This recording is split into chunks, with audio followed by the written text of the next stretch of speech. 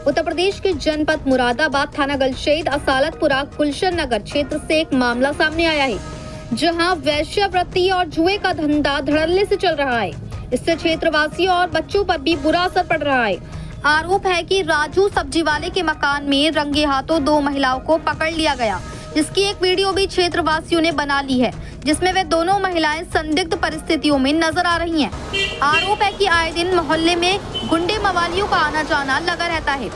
उक्त राजू सब्जी वाले के घर वेश्यावृत्ति करने के लिए बाहर से लड़कियां आती हैं। वहीं जब क्षेत्रवासियों ने राजू सब्जी वाले को कॉल की तो उसने ये धमकी दी कि तुमसे मेरा कुछ नहीं बिगड़ेगा, मैं पुलिस में पैसा देता हूँ, जिसकी कॉल रिकॉर्डिंग भी क्षेत्रवासियों के पास मौजूद है।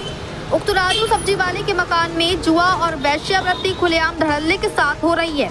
आरोप है कि राजू के मकान में हिस्ट्री शीटर व बदमाशों का आना जाना अक्सर लगा रहता है, जिससे मोहल्ले वालों का जीना दुभर हो गया है। और जब इसका विरोध करते हैं तो उक्त राजू उल्टा झूठे केस में फंसाने की धमकी देता है। आरोप ये भी है कि राजू सब्जी वाले के मकान में बाहर से आए हुए लोग भी रहते हैं, जो कि अलग अलग देशों के हैं। सवालिया निशान उक्त राजू के ऊपर खड़े हो जाते हैं कि वहां पर खुलेआम गैर कानूनी धंधे भी चल रहे हैं। बता दें कि उक्त राजू सब्जी वाला इस धंधे में काफी लंबे समय से लिप्त है, जिससे उसने अपनी अवैध संपत्ति भी अर्जित कर रखी है। अब सवाल यह है कि एक सब्जी बेचने वाले के पास इतनी संपत्ति आखिर कहां से आई और उसके हौसले इतने दबंग हो गए कि वे इस तरह से गैर कानूनी धंधे कर रहा है। और तो और उसे पुलिस का भी कोई खौफ नहीं है। वहीं क्षेत्रवासी पीड़ित हाजी नजाकत ने इसका विरोध करते हुए कहा कि उक्त राजू के घर में 20 से 25 लोग रह रहे हैं, जो कि बंगाल के भी हैं और भी कई जगहों के हैं, जिसमें महिलाओं को भी हमने पकड़ा है और उसकी वीडियो भी मौजूद है। इस बीच कुछ ऊंच नीच हो जाती है तो आखिर उसका जिम्मेदार कौन होगा। साथ ही क्षेत्रवासियों का भी जीना दुश्वार हो गया है। वहीं क्षेत्रवासी हसीब अहमद का कहना है कि उक्त राजू खुलेआम अय्याशी, जुआ और वेश्यावृत्ति का धंधा धड़ल्ले से कराता है, जो कि कई सालों से चल रहा है। पेशे से एक सब्जी वाला राजू, उसके पास इतनी संपत्ति और उसकी इतनी हिम्मत कि वह गैर कानूनी धंधे में लिप्त हो गया। तो आखिर राजू सब्जी वाले के पीछे कौन है और कौन इसे सपोर्ट कर रहा है, ये भी एक बड़ा सवाल है। हैरानी की बात यह है कि पुलिस भी इसमें कोई कार्रवाई नहीं कर रही है, या यूं कहें कि पुलिस को इस बारे में कुछ पता ही नहीं है। राजू सब्जी वाले पर सवालिया निशान खड़े हो जाते हैं कि आखिर दूसरे देशों के लोग इस तरह से उसके घर में कैसे रह सकते हैं। अगर वे यहाँ रहकर हमारे देश के लिए घातक साबित हुए और किसी घटना को अंजाम दिया तो आखिर इसका जिम्मेदार कौन होगा। या फिर राजू सब्जी वाला भी उन लोगों से मिला हुआ है और बाहर के लोगों को शरण देता है, अपने घर को बना रखा है बाहरी शरणगाह। ऐसे कई सवाल जो उक्त राजू सब्जी वाले के ऊपर खड़े हो जाते हैं। इसमें पुलिस को चाहिए कि वहां जाकर जांच की जाए, जिससे कई और मामलों का खुलासा भी होगा। अब देखना होगा कि राजू सब्जी वाले के ऊपर क्या कार्रवाई होती है, या फिर ये सब्जी वाला यूं ही अवैध और गैर कानूनी धंधों में लिप्त रहेगा। मुरादाबाद से परवेज अंसारी की रिपोर्ट। अब कई बार बुला रहे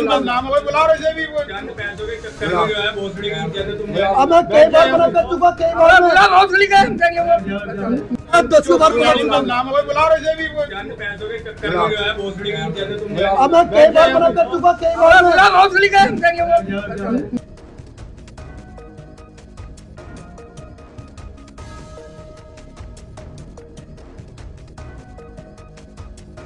क्या नाम है भाई साहब आपका? हाजी याकत जी, क्या पूरा मामला है यहाँ का?